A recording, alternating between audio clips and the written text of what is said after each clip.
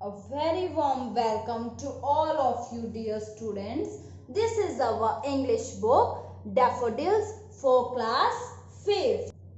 Okay dear students, last class में हमने discuss की थी पोएम नंबर 8 12 o'clock. तो इसको एक बार जल्दी से क्विकली समराइज कर देते हैं सो दैट आपका एक लिंक रहेगा कि हमने क्या पढ़ा था.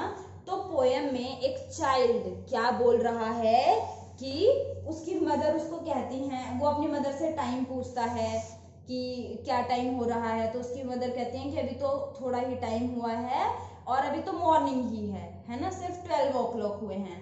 तो वो कहता है कि ठीक है कोई बात नहीं 12 o'clock हुए हैं, बट क्या आपको ये नहीं पता कि 12 o'clock आफ्टरनून में होते हैं.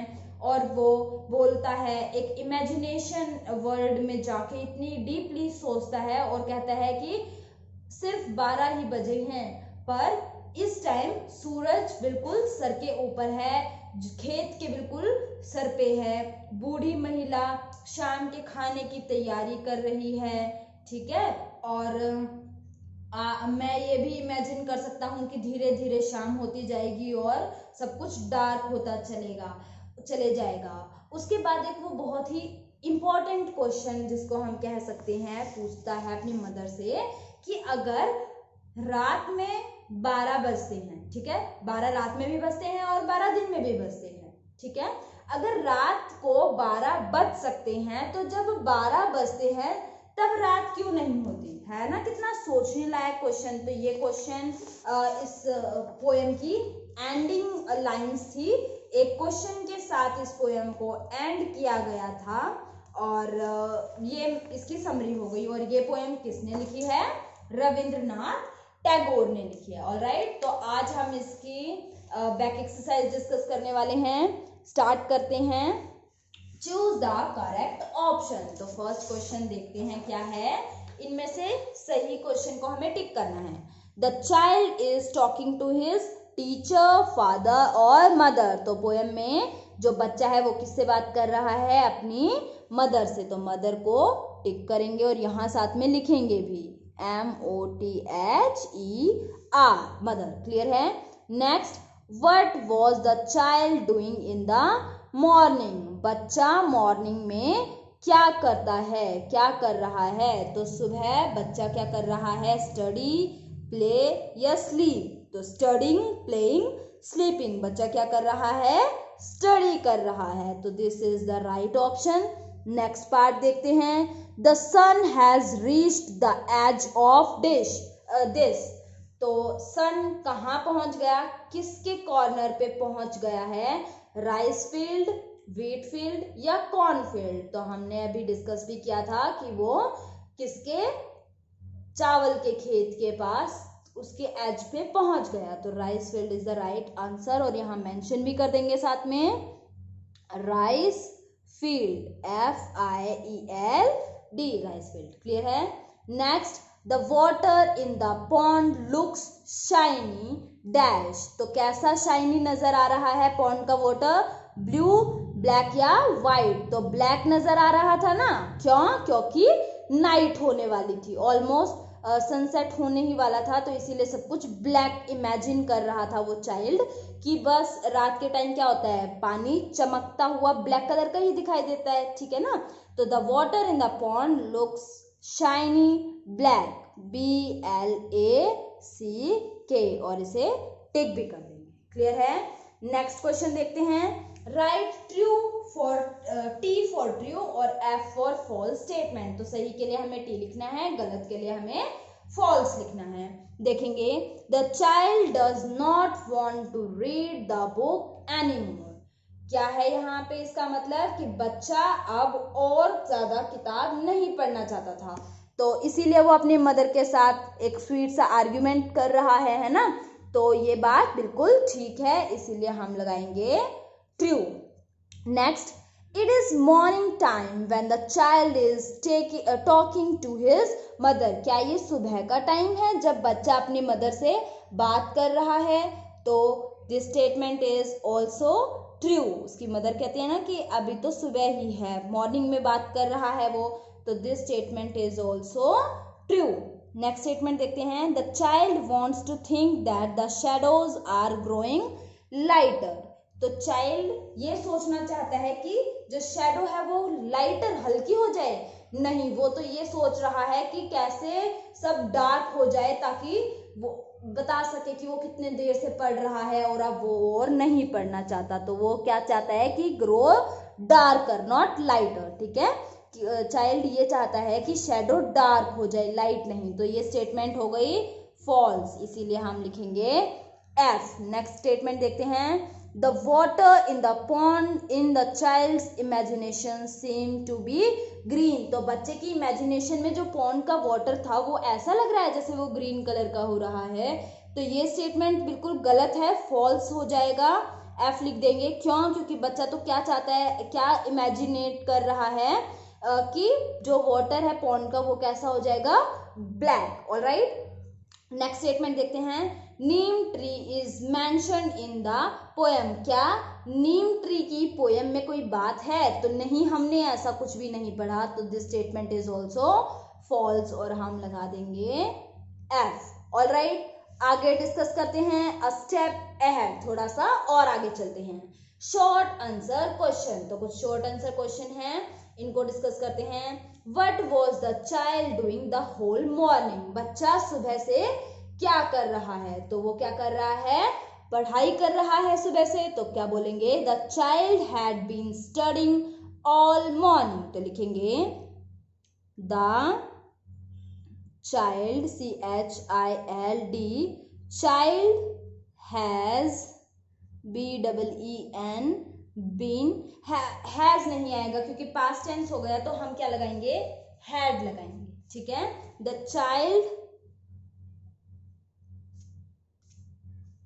Child had been studying, STUDYING, studying all morning. Alright, तो बच्चा सुबह से क्या कर रहा है, पढ़ाई कर रहा है।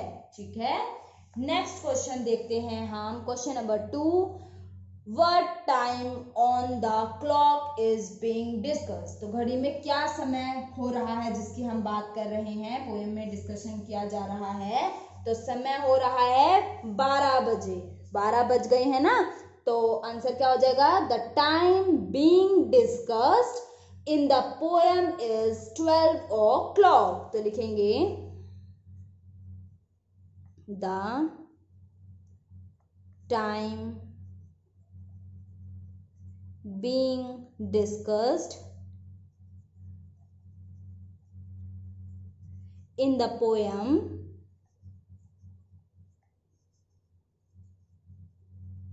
is 12 o'clock.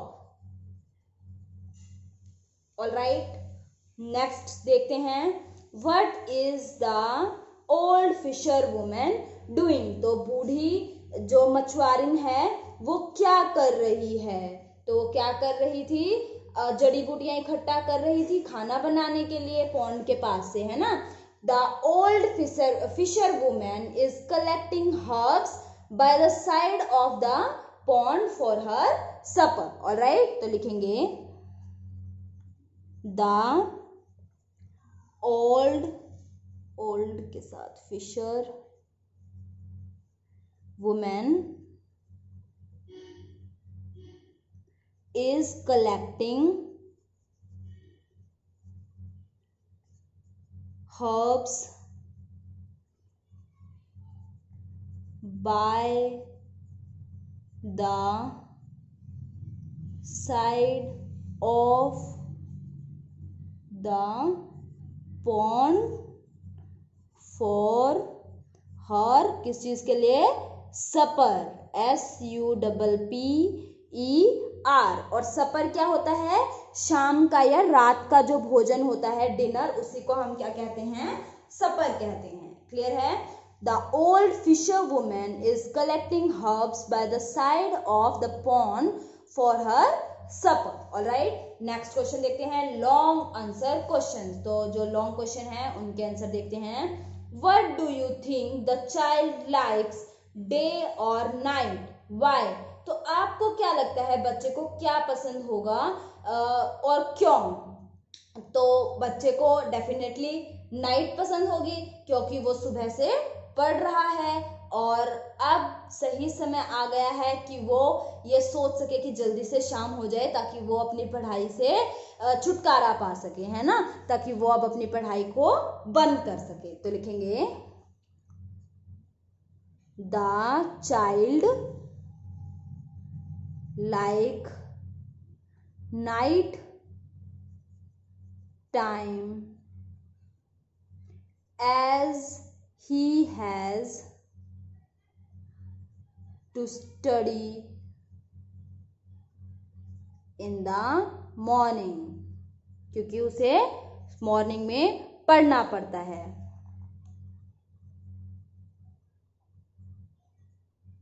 And it is the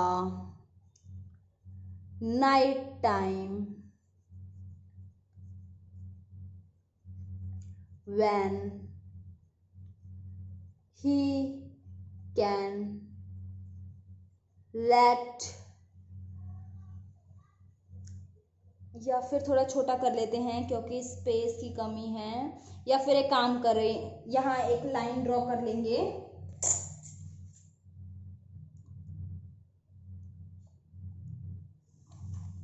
okay, अब हम यहाँ लिख लेंगे जो हमारा बाकी का आंसर होगा। क्लियर है? तो देखते हैं क्या लिखा है। अभी हमने लिखा है the child like night time as he has to study in the morning and it is the night time when, N लगाना मैं भूल गई, WHEN, when he can let his imagination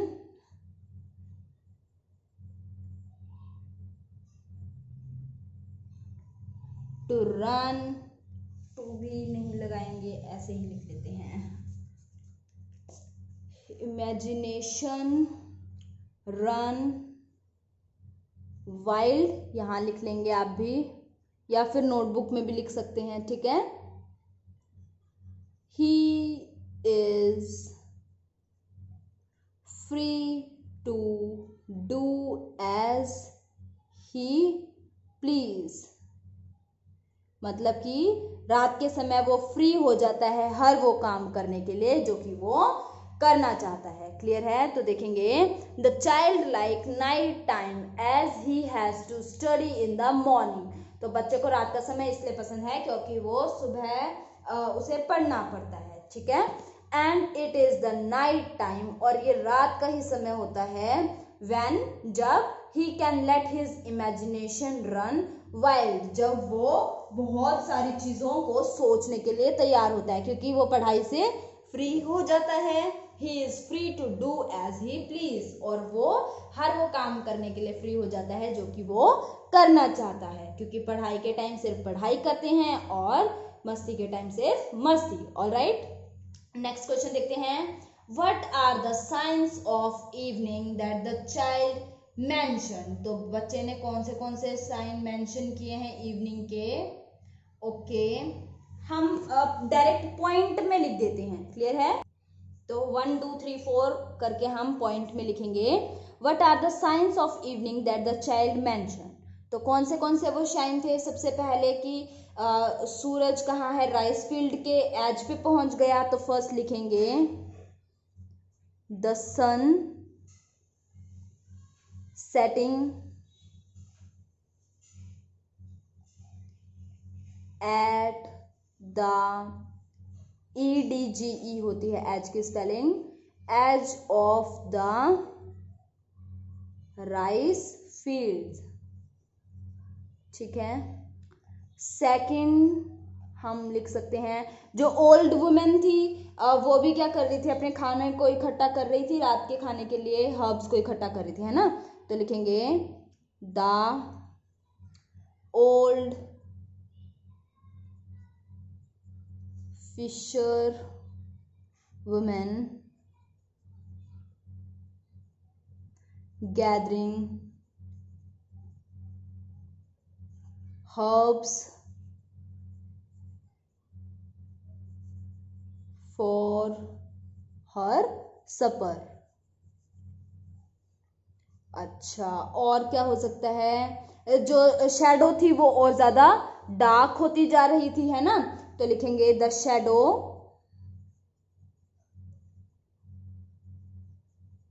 growing darker under the, कौन से tree के नीचे? माडर, MADAR, मडा tree. इसके नीचे जो शैडो थी वो और ज्यादा डार्क हो रही थी। एंड लास्ट एक और लिख लेते हैं, फोर्थ वन, कि जो पॉन्ड का वाटर था वो शाइनी ब्लैक कलर का दिखाई दे रहा था, है ना। The water of the pond appearing shiny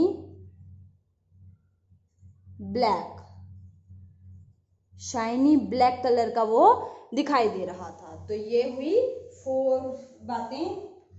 एक बार दोबारा बता देती हूँ क्योंकि यहाँ थोड़ा क्लोज हो गया है एरिया, तो आपको कंफ्यूजन ना हो। The sun setting at the edge of the rice fields, the old fisherwoman gathering herbs for her supper, the shadows growing darker under the madar tree, and fourth, the water of the pond appearing shiny black। तो ये कुछ चीजें थी जो कि child ने mention की हैं इवनिंग के साइन के तौर पे, ठीक है। नेक्स्ट देखते हैं, answer the following questions with reference to the context. तो हमें यहाँ एक लाइन दी है, इसके बेसिस पे हमें इन क्वेश्चंस के आंसर करने हैं। तो पहले इस लाइन को देखते हैं, mother I do not want to leave off my lesson now. तो यहाँ क्या मतलब है?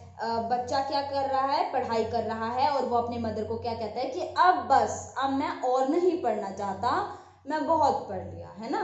तो ये बात थी पोएम में। अब देखते हैं क्वेश्चन क्या है। Who says this and to whom? तो किसने कहा और किससे कहा? तो बच्चे ने कहा, किसको कहा? मदर को। The child says this to his mother। तो लिखेंगे the child says this to his mother। Next देखते हैं, What was the speaker doing? Speaker कौन है यहाँ? चाइल्ड ही है, और वो क्या कर रहा है?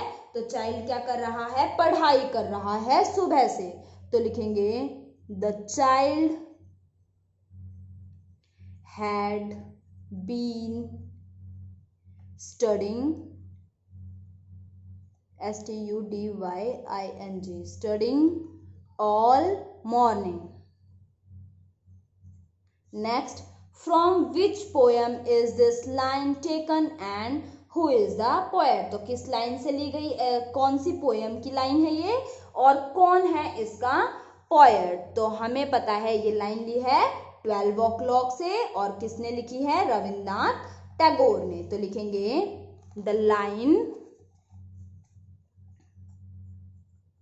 The lines have been taken